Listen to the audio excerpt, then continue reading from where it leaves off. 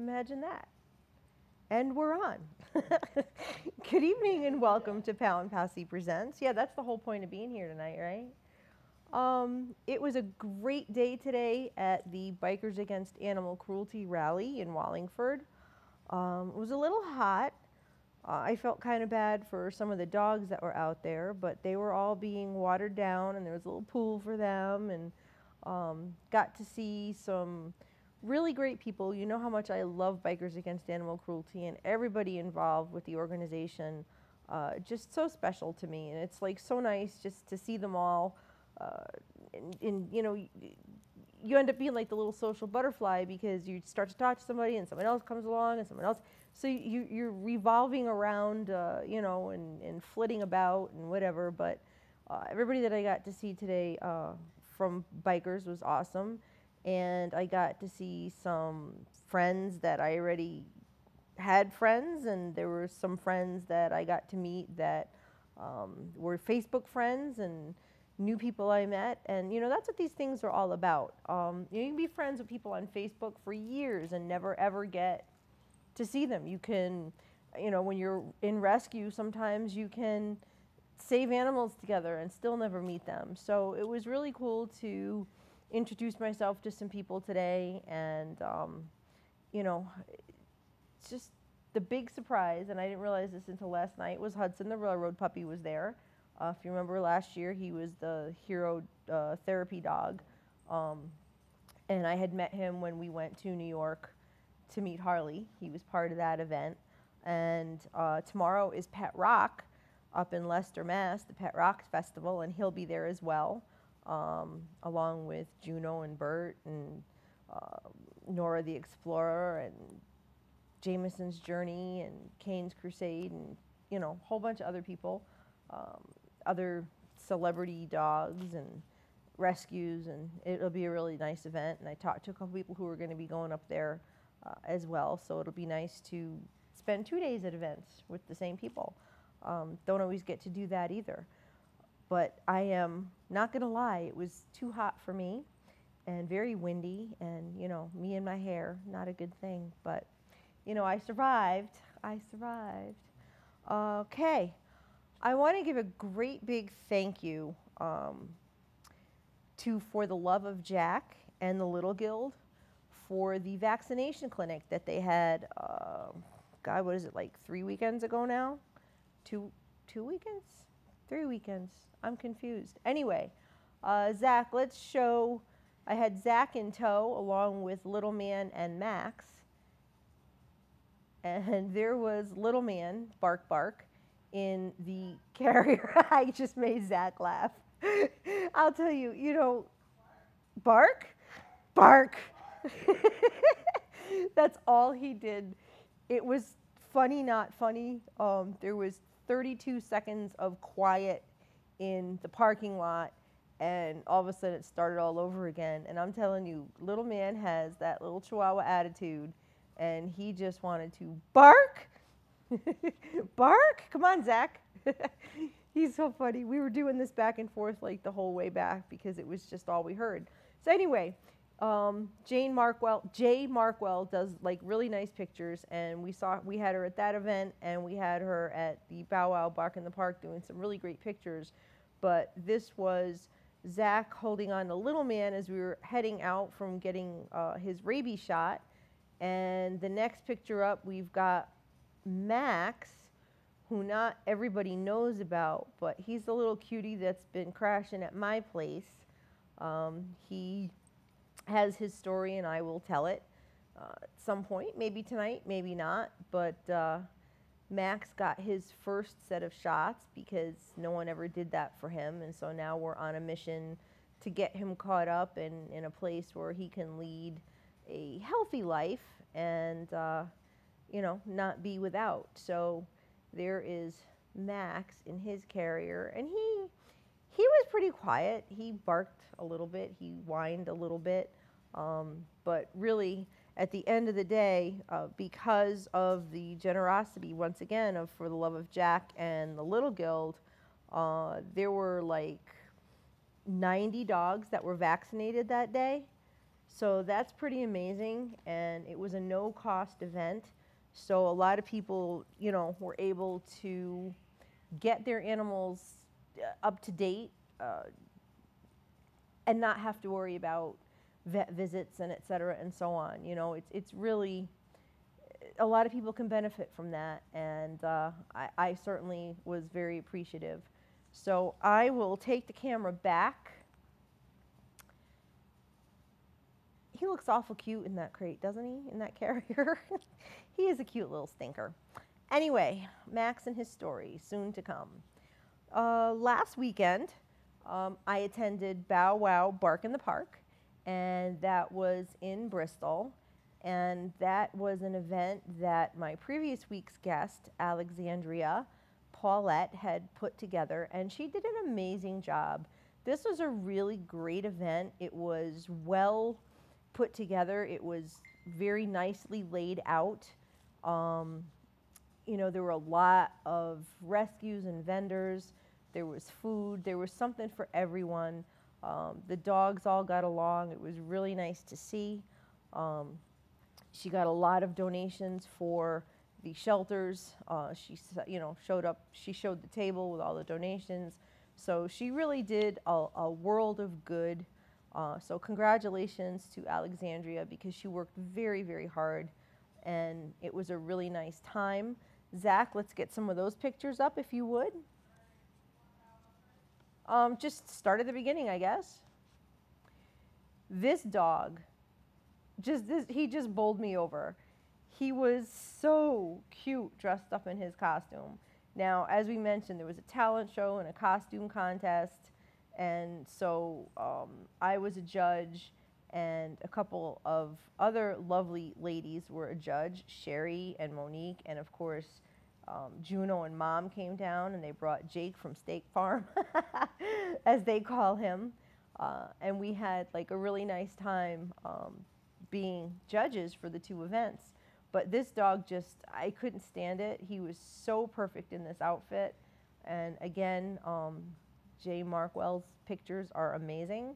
Next up, they had the agility course, and Alexandria did talk about it. And there's little Juno off to the side, and little Oliver laying in the grass, and Jake looking like, you want a piece of me? He did actually jump over the little jump there. It was pretty cool. Next up, here's a group picture after the costume contest, and you can see Juno's mom and I in the very back there. This was just sort of not, it was just somebody's picture, and it doesn't have everybody in there. This was from the talent show. Again, we're kind of all the way in the back, and I'm going to tell you that white pit bull right there in the front, that was a deaf pit bull who did all hand signs and did an amazing job in the talent show and won. He's actually, Rain is the dog's name, and Rain is up for adoption. So that was his foster mom working with him, and clearly doing a great job, because this dog was just fabulous. Next up,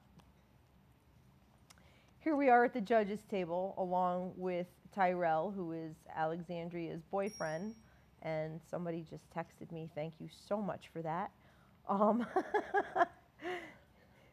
But there we are, the group photo, the prizes are on the table, and next one we have is, here we go. This was the moment that Alexandria had waited for. She got to actually hold Juno.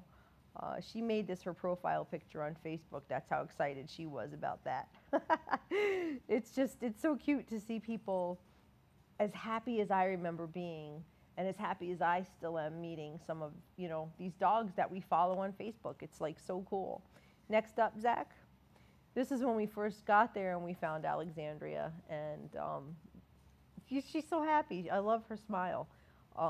She was just like really happy just to meet Juno, and then like after that she got to hold her, and her whole day, I think that probably eclipsed everything else that was going on that day. So kudos to her, really, because she did an amazing job putting that together. We have any more? Huh? Okay. All right. So that's the end of that.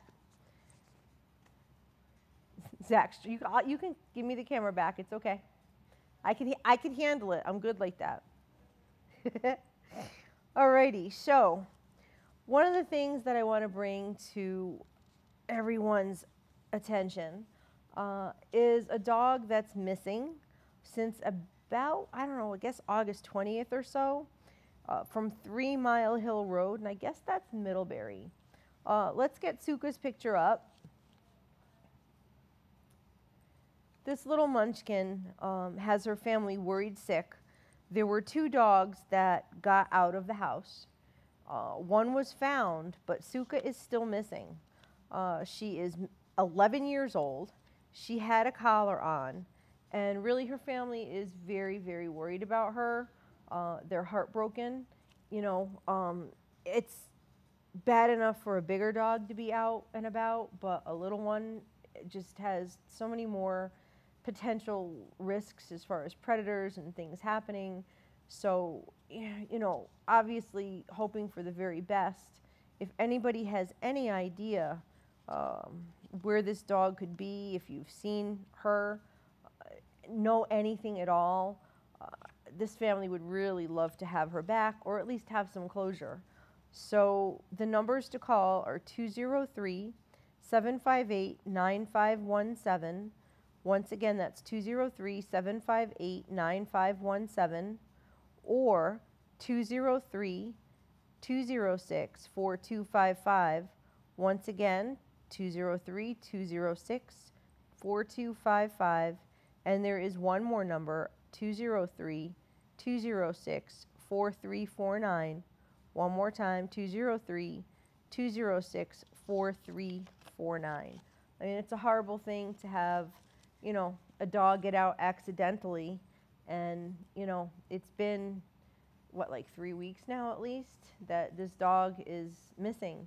So, like I said, the family would either really very much like to have her back, of course, preferably, or I'm sure just to have some kind of closure if that's not going to be what happens, you know. It's horrible not to know. It really is. So if you could keep your eyes peeled in that area, any information at all, give a call, and, you know, still hoping that she's found. Alrighty, I will take the camera back.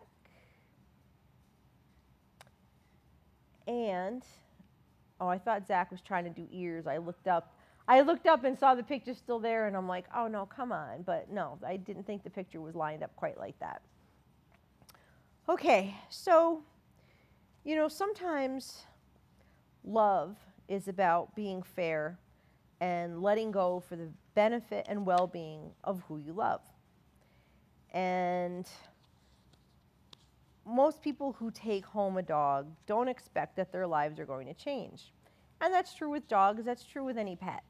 You know, you go into it wholeheartedly with the best of intentions, but sometimes life does change, whether it's work, a work-life combo, things can get in the way, and life just isn't quite the same. When that happens, you'll find that there just isn't enough time for a fair life for your pet, you know. Just coming home and you know, pat on the head and dinner, and then like you've got to go to bed before you have to get up and go out and go to work and do whatever it is that you have to do to survive, with like another pat on the head and another meal and no time to play, and, you know, not a fair life. So this is Junior's story. His dad adores him.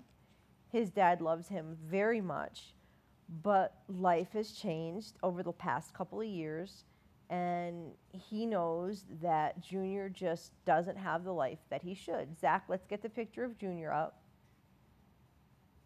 He's a handsome boy.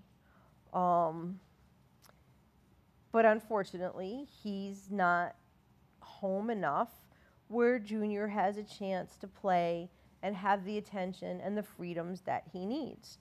So he knows that Junior deserves more, and he has come to the point where he knows that he should be trying to find a new home for Junior.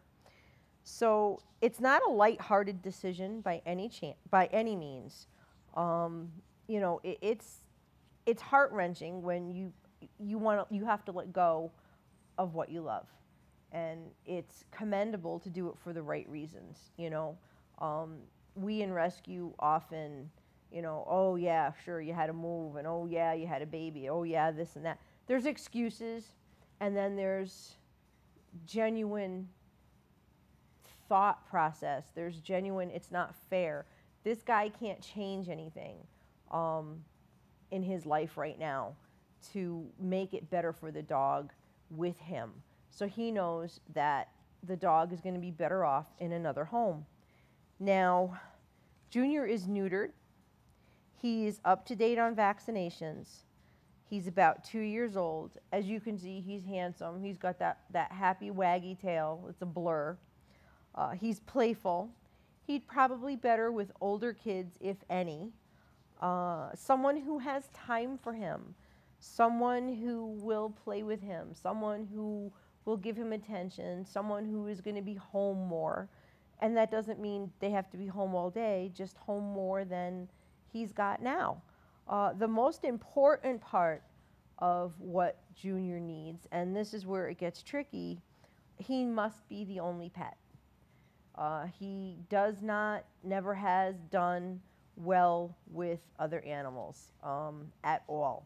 So maybe his perfect situation would be a home with a fenced-in yard where he's going to have room to run around and have his zoomies and get his exercise and run and play and, you know, humans to play with him, you know, just the basics. But he's certainly not going to be a dog park dog.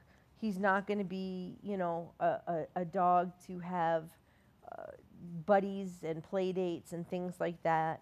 He's probably not going to be a dog that you're going to take out on excursions for the safety of everyone involved. You know, this is a hard thing to find, but it is possible. You know, Junior is worth the effort, and he is not going to be rehomed haphazardly. There will be an application that needs to be filled out. Junior's dad absolutely wants to know where he will go to live, so there will be a home visit. You know, this, again, is someone who truly loves this animal, but he knows that the way his life is now and, you know, for the foreseeable future, it's not going to change, and it's not fair to Junior. So he's very serious about what he's trying to do here. Now, if you are at all interested in Junior, you can email info@Posse Press for more information. That you can get an application that way. You can, you know, that's the email for my website. So if you need, you know, to talk to the owner, if you have questions, I will definitely forward you along to Junior's dad. Once again, that's info@Posse Press, and I will take care of making the connection for you so that Junior has a chance at a home. Again, it's harder, more difficult to place a dog that can't be around other animals, but it's not impossible.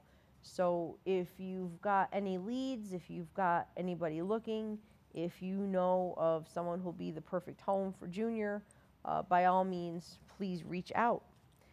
And I will take the camera back for a moment.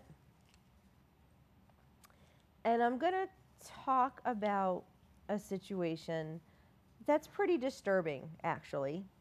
There is a dog that was in the Hartford Pound, Hartford Animal Shelter, and nobody knows what happened to this dog. Zach, let's get the picture of Jeff up. This dog was impound number 31, and he had a rescue willing to pull him. He had a foster home lined up. His future was secured. He had his whole life ahead of him, not an old dog by any means. Well, don't you know that when one of the volunteers was there to pick him up, all of a sudden he wasn't there. He was not in his kennel. There was another dog that looked nothing like him in his kennel, with his number still on the kennel, because you have to understand that, you know, the dogs get numbers much like inmate numbers. And there's been no explanations. So this dog that they're called Jeff, impound number 31, has disappeared into thin air. And it's not acceptable. It's not acceptable on any level. There have been no answers. There have been many emails, and I even sent emails, and nothing, absolutely nothing. I think somebody I spoke to might have gotten like a stock response, but if this dog was killed in the pound, the public deserves to know about it. Again, the rescue who had arranged to save him and had arrangements made for him, they are owed an explanation. There was someone who posted only very recently that it made it seem like that this had been their dog. Well, those people deserve an explanation. Dogs don't just disappear. The people didn't get him back, so he is still technically missing. And, you know, this is a municipality. This is a shelter that's being run with taxpayer dollars, and we are entitled to know what happened to this dog. Again, they don't just disappear. He didn't let himself out one night and go AWOL. This dog, something happened to him, and somebody knows something about it. And there's just no reason, there's no excuse, there's nothing. There's an explanation that needs to be given as to where this dog is and why. You can contact the supervisor for the Hartford Animal Shelter. That's Sergeant Bradford Doyle. His email is doylb002 at hartford.gov. Once again, that's doylb002, doylb002 at hartford.gov. The phone number is 860-757-4005, extension 4329. Once again, 860-757-4005, extension 4329. There's no excuse for a dog just disappearing. You know, I'm very sure and I am very aware of the ugly things that happen in a pound in some of these public facilities, but this one didn't get by anybody because really there was a rescue involved and this dog was spoken for. Zach, I'll take the camera back. There's too many times where an animal has a rescue and they kill them anyway. And it's horrific. So if this is going to be what the state of Connecticut is going to start to be like, then we have a lot of work to do, folks.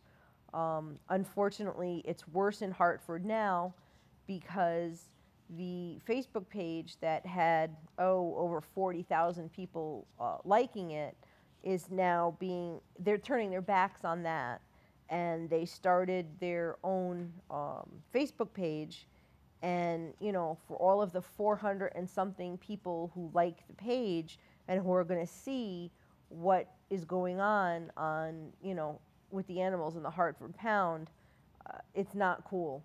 The city of Hartford, it's City of Hartford, Connecticut Animal Control is the new page as opposed to, you know, the page that was up. And apparently, you know, Kenway's cause was a very strong force, still trying to be anyway, in the new management regime at the Hartford Pound. And unfortunately, they have been pushed away as well, which doesn't bode well. So honestly, folks, keep your eyes on this Hartford Pound situation. Make phone calls, send emails. I'm not saying bash them on the page because that's just going to make them shut it down and none of the animals are going to get exposure at all. But send the emails to the mayor, send emails to the governor, send emails to Sergeant Doyle. Do everything you can do to try to let them know that we are not happy. The public is not happy about this. Be respectful, but state your case, state your business. We've got to make some noise. You know, dogs don't just disappear. What else is going on there that nobody does know about? Jeff was just, you know, one that they got caught on. They have reduced their adoption hours to like from 1 to 3, which there's not very many people in this world that can just break in the middle of their day from wherever they are to go meet a dog. They're making it very difficult. They're making it impossible. And the ones that are going to suffer are, of course, the animals. So, like I said, we've got to make some noise. I've said it before. I'll say it again. This is completely unacceptable. And everybody needs to band together and try to find out how we can make this better. You know, if they're going to push Kenway's cause aside, it kind of means like they don't want their help. They might not want any help, but we can't take it lying down. We still need to know what happened to Jeff. So if you do reach out to the authorities, by all means, bring him into it. Until there's an answer, I don't know what else to say. Other than that, we need to stay on it. You know, there was network news person who was supposed to do a story, but I think she dropped off the face of the earth, and I won't drop any names because I was texting with her and never heard back. But anyway, I think I'm being told to wrap it up. Is that what we're doing? Okay. Peace, love, and dogs. Until next week, see you tomorrow at Pet Rock. Thank you very much.